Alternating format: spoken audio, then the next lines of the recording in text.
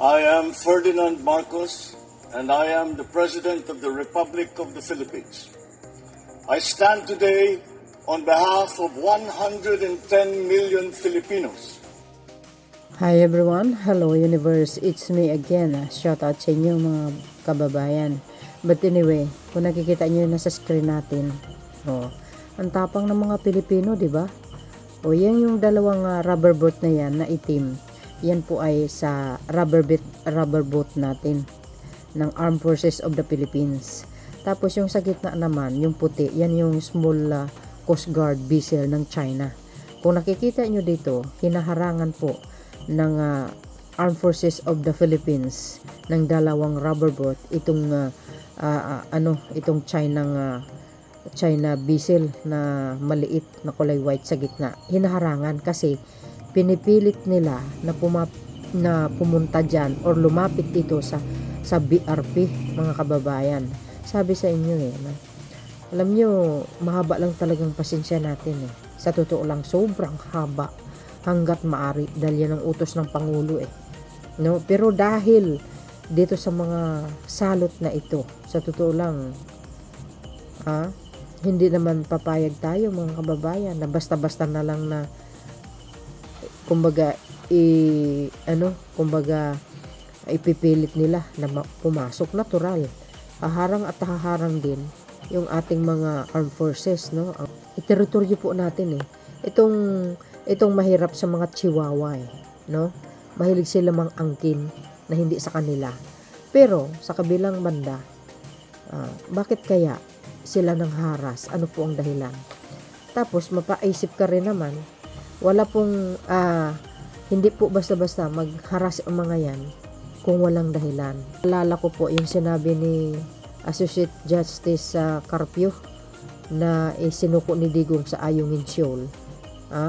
Isinuko ni Digong sa China itong Ayungin Shoal, hindi kinaloka. Hindi kaya yun ang dahilan, mga kababayan, kung bakit nangaras ang China sa atin? Baka bininta na?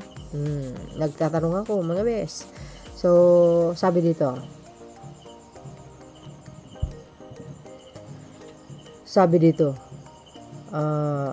News 5 one day ago, of course News 5 at saka courtesy po ng Armed Forces of the Philippines, tinangkang lumapit sa BRP Sierra Madre.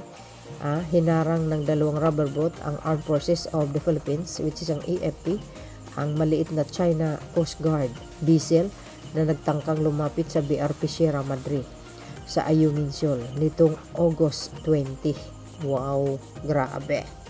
Ayan kabilang ang Chinese vessel sa ilang barko ng China na namataang umaaligid sa Ayungin Shoal na pasok sa exclusive economic zone ng Pilipinas. You see? Napakatuso, di ba? Kaya kung ako pagpipiliin, China at saka US, mas gusto kong US. Bakit? Ang US 1951 naging ally natin. Pero minsan, wala pa yata akong narinig na kumbaga, nagpapatayo sila ng artificial na island dyan sa malapit sa atin, or wala pa akong nakikita na inangkin nila yung isa sa mga isla natin. Wala hanggang ngayon bagkus ang dami pang naitulong sa atin, mga kababayan, di ba? Mas gusto ko pa ang US kaysa dito sa mga isang Chihuahua na ito. May pagkatuso Naalala ko yung nabasa ko before, no? Nagkaroon po ng utang ang bansang Sri Lanka sa China. So, ngayon mga bes, dahil tambak na yung utang nila, siyempre may tubo yun, di ba? Ang nangyari, hindi po nakabayad ang bansang Sri Lanka. Ang ginawa ng China, anong ginawa niya? Di inimbargo na yung isang port ng Sri Lanka. Daungan po yun. Kaya ngayon, inangkin na ng China. Di kayo naloka. Kaya nga maging maingat ang Pilipinas dito sa salot na bansa na ito. Grabe. Ito best friend ni Conor kasi. Nung panahon pa ng mga past admin, may narinig ba kayo ng mga panghahara sa West Philippine Sea dyan sa exclusive economic zone natin? Wala, 'di ba? Nung dumating lang itong Duterte admin, Mga kababayan, diyan na nag-umpisa eh. Kaya minsan mapapaisip ka, ano kayang dahilan? Even si Pangulong Marcos Jr., sinabi niya nga eh, ano ba ang napag-usapan? Sabi ng Pangulo. Mahaba yung sinabi ng Pangulo eh.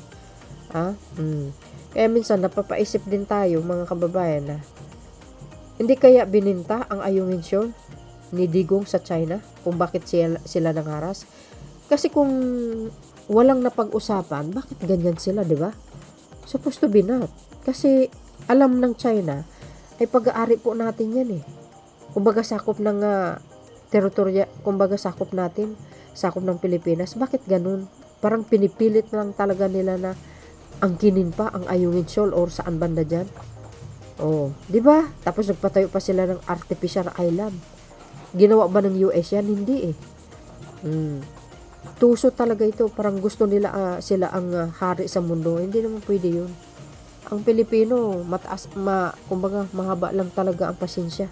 Pero pag sumusobra naman mga kababayan, masyadong below the belt na. 'Di ba? Ayan hinarangan nga talaga sila. Yun. Matapang ang Pinoy. Hindi basta-basta. Kaya hindi naman pwede yun. Mamaya, biglang lingat mo lang eh. Inagaw na yung kumbaga tawag dito. Biglang lingat mo lang eh. Inangkinan nila or sila nang nakapwesto sa BRP Sierra Madre. Ay, hindi naman tayo papayag nun. Kaya nga dapat hindi maalis yan dyan eh. Yung BRP Sierra Madre na yan eh. Dyan na lang dapat yan. Kailangan bantay sa lakay, bantay sarado tayo. So yun, so ito mga kababayan, may sinabi po dito si EFP Chief General Romeo Browner tungkol diyan sa nangyari mga kababayan, na gustong pumilit na pumasok sa BRP Sierra Madre. So dahil dito, sabi dito, basahin po natin sabi po ng ABS-CBN News, Armed Forces of the Philippines Chief General Romeo Browner Jr. said that as of Friday, Chinese vessel remain near the BRP Sierra Madre in Ayungin Shoal, sabi. He ordered troops, ayan yung order niya, to station there not to allow any Chinese personnel to approach or board the ship. Dapat lang. Dapat lang talaga. Kasi gusto nila matanggal dyan yung yung BRP Sierra Madre. In order nga yan eh. Na gustong tanggalin. Grabe, ang kakapal ng mukha talaga. Tuloy, Browner, tense and situation dahil lumalapit sila. Chinese Maritime Forces. Pero ang mga tropa natin continue to push them outward. And utos ko ay pigilang maka-board ang Chinese sa BRP Sierra Madre. By boarding our ship, it's like coming to our territory. Tama. Trespassing na yan eh. Parang mayroon silang gagawin na hindi maganda pag nagkataon. Diba? Mamaya magtanim sila ng bomba dyan. Hindi natin alam mga kababayan. Kaya maging maingat ang ating PCG at ang ating AFP din. Mga armed forces natin. Sabi dito, although the AFP sees no need to deploy additional vessels to the area for now, Browner assured that the military is ready for any eventuality. Diba? Tayo hindi po tayo nagpo-provoke. Sila lang po talaga eh. Kitang-kita naman yan sa mga video. Mga APAR talaga rin diba? Kitang-kita naman sa video Talagang mga tuso rin Gustong-gusto talaga nilang agawin yung teritoryo natin. Kasi maraming mga dyan mga treasures. Maraming mga malalaking talaba dyan Naku, especially mga kababayan, yung langis, tsaka yung mga isda. Naku, tatabaan lalaki. Kaya gustong-gusto nila yan Kaya nga, naisip ko, yung mga makarel nga na nakumpiska ng BOC. Diba may video tayo? Palagay ko, galing dyan sa atin Oo, totoo yun. Galing sa atin. Sa atin pa nila ini-export. Mga siraulo talaga. Biro mo. Isda dyan sa atin, tapos sa atin pa ini-export. Tuloy. Ano nangyari? Nakumpis ka. Oh, galing China yun eh, yung mga makarel na yan. For sure, galing dyan yan. Sa Baho de Masinloc or kaya dyan, sa Ayungin. Oh, under the rules of engagement, we will apply the appropriate force. Considering the situation, handa naman tayo dun. Agay. O, di ba? Huwag lang kantiin ng mga Pilipino hanggat maari. Kung sa haba ng pasensya, talagang mahaba mga kababayan. Oh, totoo yun. Yun naman ang utos ng ating Pangulo. Hanggat maari. Huwag tayo magpo-provoke, huwag tayo maghanap ng away.